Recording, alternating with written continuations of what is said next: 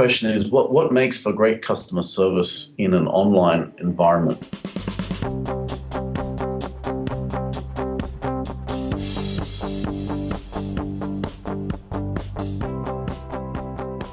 So what makes for great customer service in an online environment?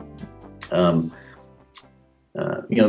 common things always come to mind is like, hey, you're always on, customers are always expecting a response. And so for us, the number one was just being able to respond to people, even if we couldn't solve a problem, be very clear and as responsive as we can be. One of the challenges we had as a business is that we developed a lot of open source components and gave them away for free very early on. And these, kind of as a surprise to us, have been downloaded, close to 200,000 times and used in all weird and wonderful ways. And we kind of created ourselves a little bit of a support problem because we had a lot of customers contacting us for support on something that we were giving away for free. And so again, customer service is not always paid. It's just, the feeling that a customer gets, or any person that interacts with our brand. Customer service is, what feeling do they get? It's not technically was the question answered, is more than how do they feel about us. And we got hit by this tsunami of customers using our products. So one of the things that's been really key for us is sticking to our values, right? So our number one value is delight the customer. And from a company perspective, what that means is if a customer asks a question, don't just give them an answer.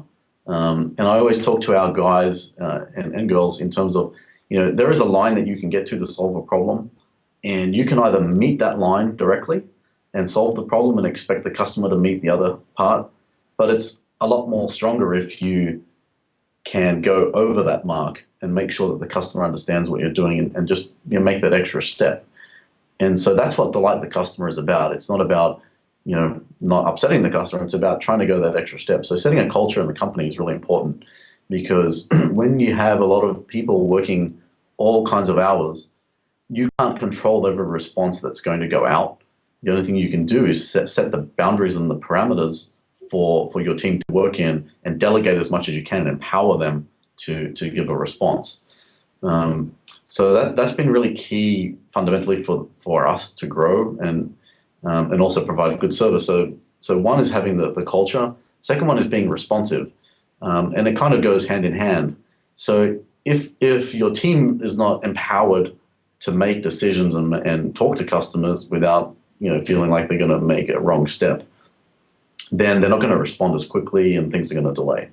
On the technical side, what we did is we worked very closely with a company called Get Satisfaction, and we set up an online community and like online forums for our products, where all of our team can contribute and answer questions. Even I answer some questions in there when I see them, if it's something I think I can add value to, which if you ask some of our guys, is probably less and less as time goes on.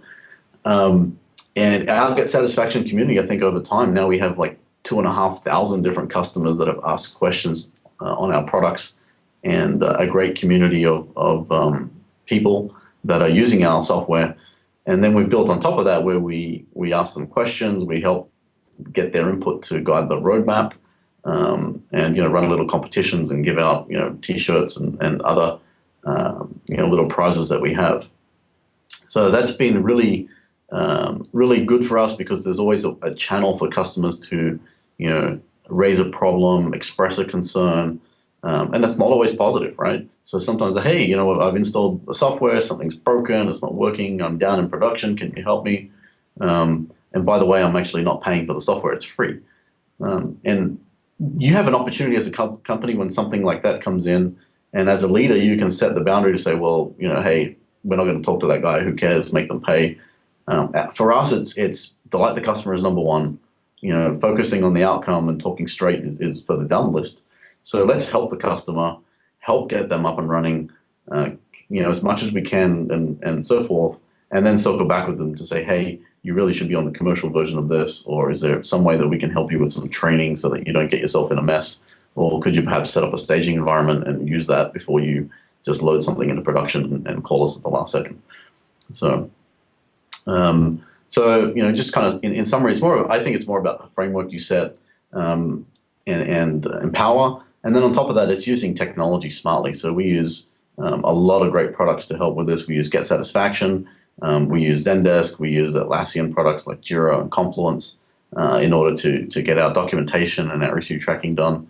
And these are all tools I think they also give you a shop front and a place for customers to go to interact with you even and self-serve information.